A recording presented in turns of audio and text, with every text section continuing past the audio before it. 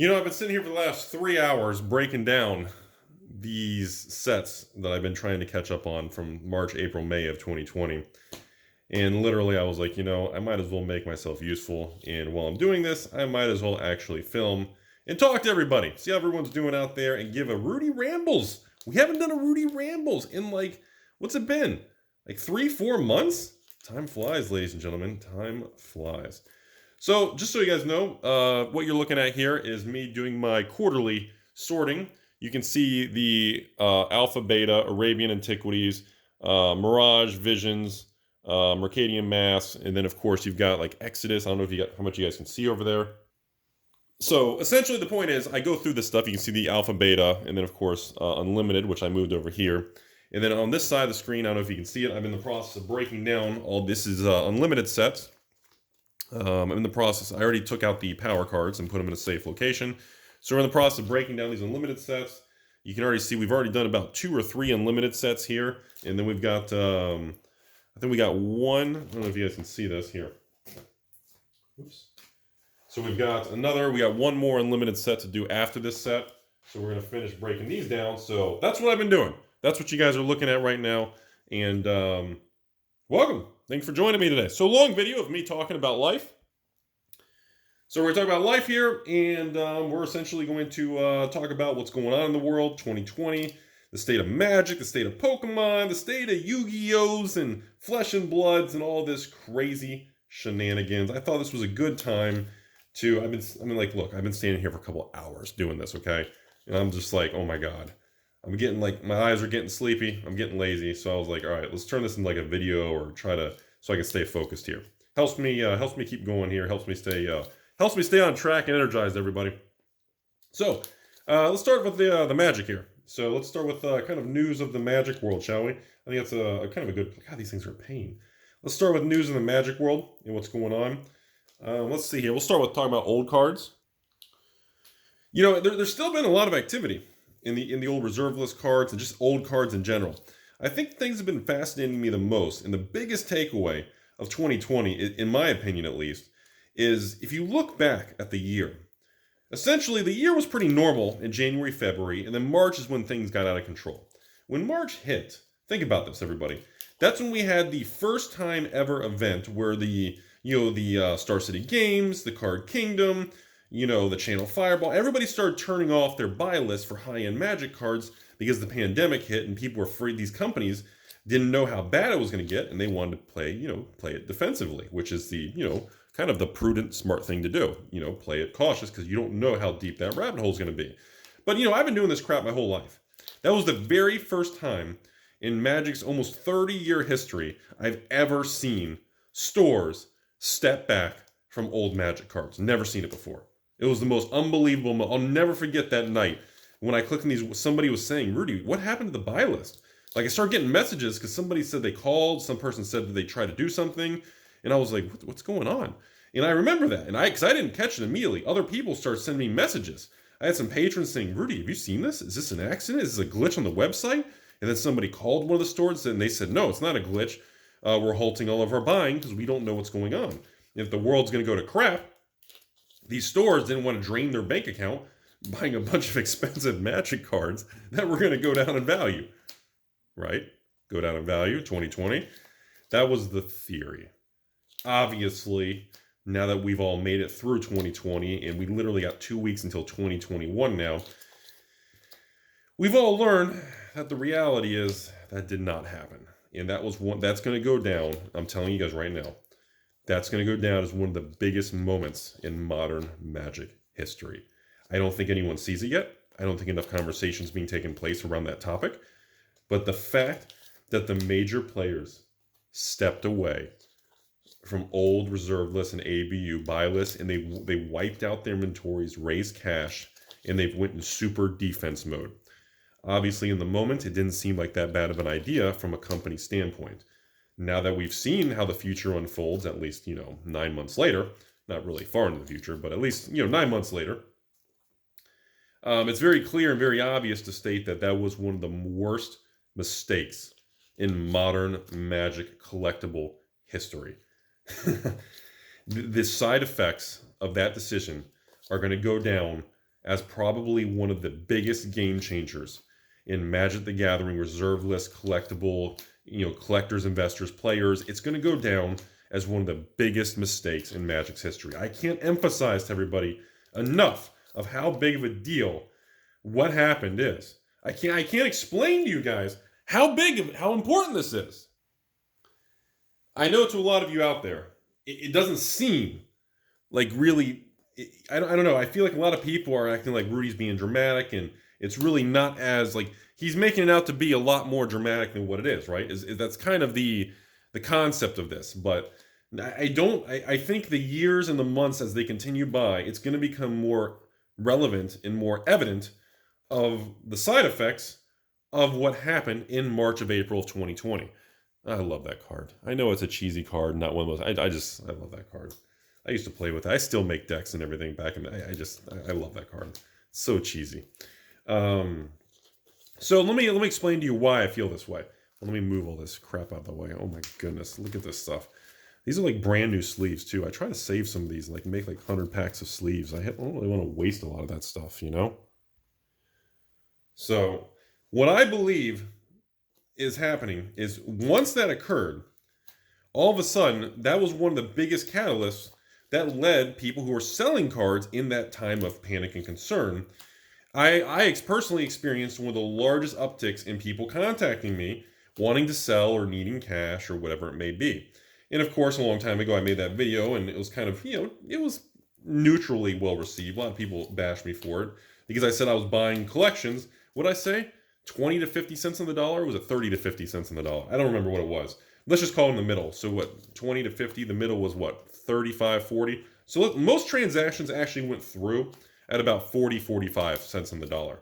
So in other words, if you took a retail card that was $100, and if you sold it on your own on eBay, after shipping and fees and taking on your own risk, you'd probably walk away with what, 80 bucks? So I was paying around like 45. That's what most transactions actually went through. Yeah. Normally, that number is actually, in a normal scenario, I think I usually ends up going through or paying around 60, 70 cents on the dollar. But of course, this was a really extreme, crazy point in Magic's history. And it was a really bizarre time. I just didn't, even I didn't know what was going to happen. But I did know deep down within just my instinct, I knew this was a special moment. I knew immediately that, this is the verge of either a continuing downward spiral, and I'm going to regret buying today because the prices are going to keep dropping. And that's what most of the, that's what most of the professionals on the internet said. Nobody buy. Magic cards are going to tank in 20. They're going to keep dropping. Well, unfortunately, if you had listened to any of those people and you did not stay the course, you would have been obliterated. Because Magic cards did drop from between about February, March, April, they did drop. It's actually, although even through May, maybe then I know June, July, everything changed. I don't know if it was because of the infamous government printing trillions of dollars and inflation. That's another conversation, everybody. Or simply put, it just, the sellers were exhausted. It just, the amount of selling started to level out. I mean, there's only so much selling that can take place before, things just kind of level out, calm down, and there's just not many sellers left. It is what it is. But let me explain. It's really not about the buyers and sellers. It's about how things settled. Now that it's the end of 2020 and I can look back from 8 to 9 months ago, what happened was so dramatically, I can't explain. I'm trying to explain to you all how big of a deal this is because, the cards changed hands. So many cards changed hands. And the problem is all the stores wiped out their old inventory. The problem is the people who stepped up and most people who bought everything are very strong hands. As they say in Wall Street Bets, diamond hands. These are diamond hand buyers. These are buyers that simply aren't focused and they're established individuals. Their life is more stable. They own their own home. They usually have a family. They're older individuals. They have a career. They don't have a lot of bad debts. They're more established individuals that are usually between the age of 30 and 50. It is what it is, okay? Because when I was in my 20s and teens, I wasn't established and stable. I was a mess. I was a hot mess. No, I wasn't hot at all. No, I was just a mess with my messy hair. It was terrible. It was just, they called me that in high school. I was just a mess. So, anyways, the problem is, now that things settled, the cards did not settle out the same. They've never been in a position like this in the history of Magic.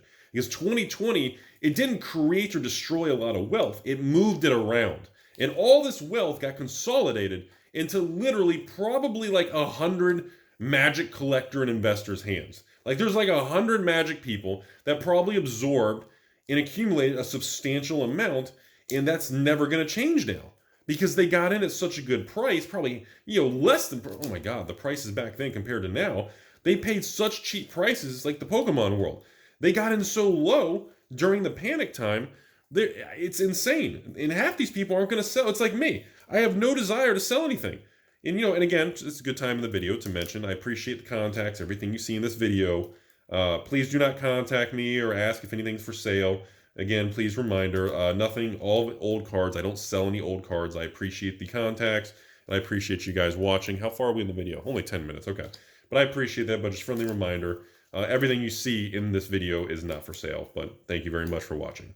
So, because of this is the concern. So now, look what happens, everybody. Look what happens.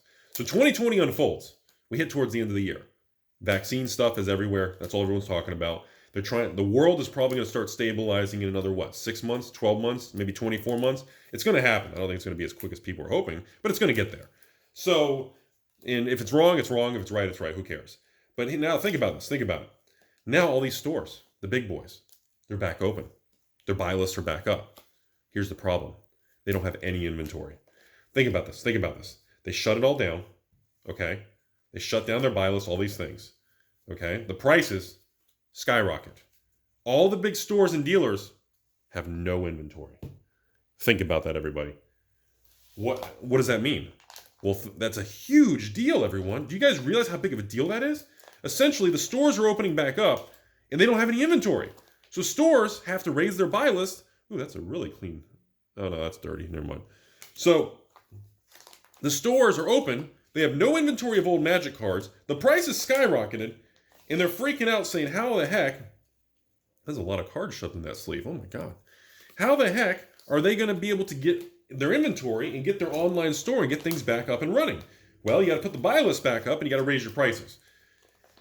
So now, for the first time in what I've probably almost never seen in modern Magic time, for the first time in, I don't even know, ever, I mean, you have all these major Magic stores that have no old cards.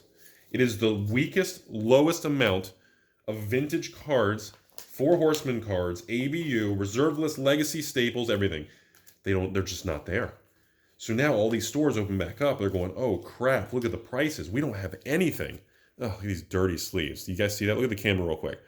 This is why I remove them. People say, Rudy, why do you do this every quarter? I remove them. You see this box over here? I only use brand new Platinum Slim. No, I'm not sponsored by Ultra Pro, but it doesn't matter what brand you use. I use Platinum high grade sleeves. It's not about the cards being double, triple sleeve. Do not store cards long term with dirt and grime. The dirt and grime is what causes the cards to stick and damage. You always store your cards in brand new, clean. Clean is the thing. By the way, people always ask, why does Rudy remove all this stuff and do these sleeves? I don't get it. The answer remains, you must store old cards. You don't need to triple sleeve your Time Bowls. You need to have them in brand new, clean 9-pocket pages. Because then the inside of the sleeve of the page is perfectly clean. It's not rubbing dirt, sand, or grime. Okay, that's what I'm doing, by the way. And again, I replace, like if I'm using cards like pocket pages like this, like after I use them, if I'm going to change the cards or remove them all and put new ones in, I throw them away. I only use brand new, period. Okay, so anyways, back to the video. So now we're in the situation, all these stores are like in panic mode. They're going, oh my God, we have no old cards. The market's gone up. We missed the gap. It gapped up. And Wall Street, when a stock closes, oh, look at that. There's 2 Raging Rivers in that sleeve. That's cool.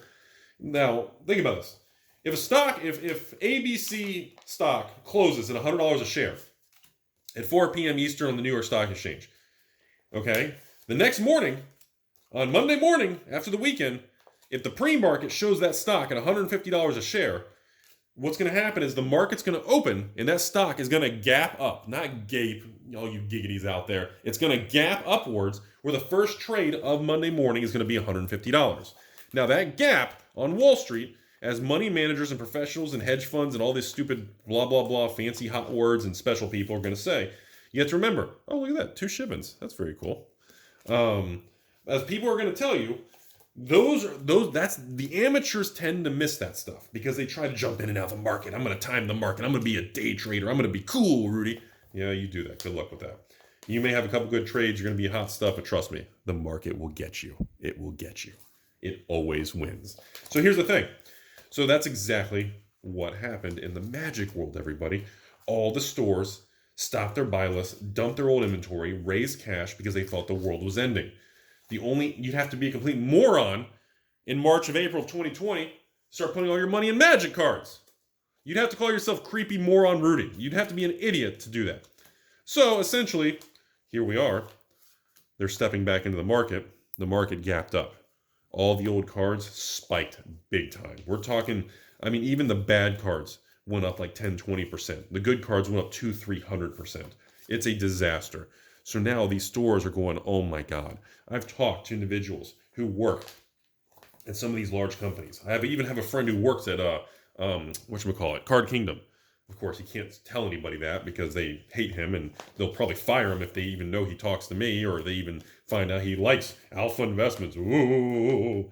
Anyway, so, and he was telling me, he was like, and somebody else made a similar comment I saw on was it a message board? Or somebody screenshot? I don't know where it was. Who knows? Email? I don't know. I get so much crap. Somebody else made a comment about Star City. How they wish they regret the decision they made. But at the time, it seemed like the right decision. So at the time, it looked like they weren't making any mistakes. And that's the funny thing about life. When you're dictated by emotion and a fear, any form of emotion and fear, if you live your life by that kind of crap, you're gonna get pummeled. You're gonna get taken advantage of. People are gonna hose you. And that's the problem with it. Because we live in a society that breeds and feeds and lives on negative drama. Seriously, like this video, I'm telling you, watch this video. Look at my channel, everybody. A video like this won't get any views. There's no drama. Well, maybe. Some people like to hear me ramble. There's no drama. Now, if I make a video talking about, an interesting market thing or finance, literally, this channel, I'm telling you, 10, 20,000 views. If I make a video about bashing wizards or saying they did something stupid with Secret Lair or something, I'm telling you, 100,000 views. It's unbelievable. And that tells me that simply it shows what the human brain is wired to, and it shows what people are interested in watching or listening to. And that's ridiculous. It's human nature. I can't fault my viewers or myself. It's human nature. We're all wired that way. Smartphones, internet, social media, we're all wired for instant gratification and drama. And it's a terrible thing because every day in this world, there are millions and millions of people doing amazing, good things. Oh, word of command. So underappreciated. There are millions of people around the world, not just in America or Canada, all around the world. Some of you listening in different countries. There are people around the world doing amazing, positive, amazing things every day. And it never gets reported on. It never gets appreciated. But let me tell you something. If Rudy gets something wrong, or if I recommend ABC and it goes down 10%, it will live on in infamy. You can make one mistake and people will never, 50 years from now, people are like, Rudy, I remember you selling and forging signatures on something from years ago on a Black Lotus. It's hilarious. It's crazy. But at the same time, it's disappointing. Oh, look at this. Look, everybody. Look. Boom. 2 Wheel of Fortunes. That's a nice surprise. Oh, God. Unlimited wheels, man. And that's the thing. Oh, did I finish another unlimited set? I did finish an unlimited set. All right. I guess I'm going to go right to the next unlimited set. Is there another one or am I done? Here we go. Starting all over. So that's the thing. And, that's always been my biggest, I don't want to say complaint or issue. It's kind of been my biggest pet peeve about the internet or social media. It's why I don't like Facebook. I don't use it. I have a Twitter account with I think 10, 20,000 followers on Twitter. Don't even use it. About once every 3 months, I put out one meme or a tweet just to shake the hornet's nest. But I don't even use it. And it's one of those things where it's just, I just don't like the culture surrounding that kind of stuff. I don't like how it is. I don't like how people use these websites to show off with each other or to say, hey, here I am on a mountaintop. I'm hiking. And my life's amazing. So if you used to be my friend or my ex-girlfriend, your life sucks. I'm better than you. People have to keep up with the Joneses and this crazy. I just don't like it. I don't like Facebook. I don't like all that stuff. I don't, I mean, there's a lot of positive things that come out of that stuff, but there's too many negative things that are used in a bad way. And I just feel it's a net negative.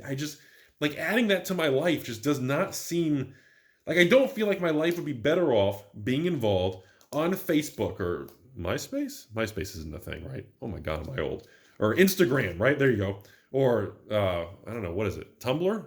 Snapchat? Tumbling the Snapchat? I don't know. God, I'm an old guy. It's just not for me. A lot of you use it, and that's great. If you enjoy it and it's good, it's a good part of your life, and it helps you and brings positivity, and it helps you succeed and with your friends. I mean, that's great. That's cool, man. But it's just not for me. It's just something that I don't feel like my life would be better off putting time into that. And that gets me to the next conversation. Time, everybody. Time. People, the amount of time that's wasted, and the amount of people that say they don't have time to do A, B, C, that they're time. I don't have time, this and that. The amount of time that all of us, including myself and you guys listening, the amount of time that is wasted on a normal day is so ridiculous, and you don't realize it. That's the problem. You don't realize how much time you waste, because it's a little bit. You waste it throughout the day. You waste it throughout the weekend, at night. I'm just going to sit and watch this for 30 minutes. I'm just going to browse on my phone. Before you know it, 45 minutes later, you're browsing YouTube, Facebook, and Twitter. Before you realize it, you're losing like 2-3 hours a day. Seriously, minimum 2-3 hours a day browsing and looking at stupid stuff on Twitters and Instagrams and Reddit posts and things. And if you put the phone down and step back, you're going to go, what the heck? What am I really doing? Do I even really want to? Or am I like, it's almost like I'm subconsciously like clicking on it and checking and refreshing. But why? Why? Because we're wired. We're addicted to it. They have designed these things for all of us to be addicted and to want to refresh and see how many likes and check marks and thumbs up and all this goofy stuff. And it really doesn't matter. And that's the problem. Is, we're wired for this what they call a feedback loop or instant gratification. We're wired to get feedback and approval from other people. That's why it's designed to have likes and thumbs ups and retweets, but it really doesn't help you. It's the real world. When you put your phone down, I know you want to pick it back up and you want to check something, you go through withdrawals, but it doesn't matter. And that's the craziest part when you start to realize that. And most people will never realize that. It's crazy. So anyways, when we go back to this stuff and how this applies to magic, sorry, I'm getting on the tangent, everybody. All this stuff is connected. The reason I brought this up after talking about magic and the buy list and the stores of 2020 is it's all connected. It snowballed itself, and the impact amplified itself. Why? Because it was shared all over social media. Once the first store, I don't know who was first. I don't know if it was Card Kingdom or Star City, or I don't know who was first at pulling down their buy list stuff. I honestly don't know. Whoever was first, it spread. And then it scared other large stores. They pulled theirs down. It spread. It was, I hate to say it, but it was like a virus.